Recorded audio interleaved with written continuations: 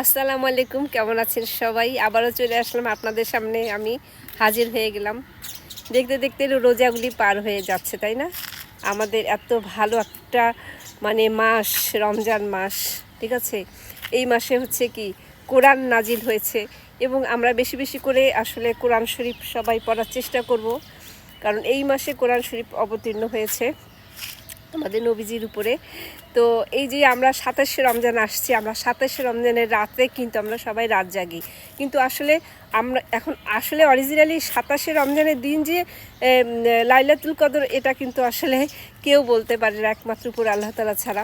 এই জন্য আসলে আমাদের সবার উচিত যে শেষ দশকের যে বেজোড়া দিনগুলোতে, বেজোড়া তারিখগুলোতে হচ্ছে আমাদের রাত জাগা, ঠিক আছে?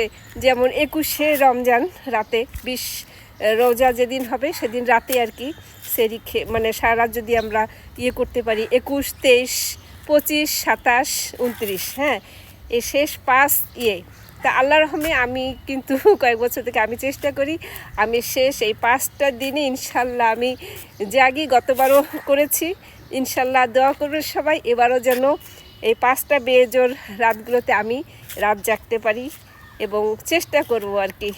তো আপনাদেরকেও আমি বলছি যে আপনারা শেষ যে বেজোড়া তারিখ আছে, 21, 23, 25, 27 এবং 29, আপনারা চেষ্টা করবেন রাত জেগে ইবাদত বন্দেগী করার। তো এই পর্যন্তই, আল্লাহ হাফেজ।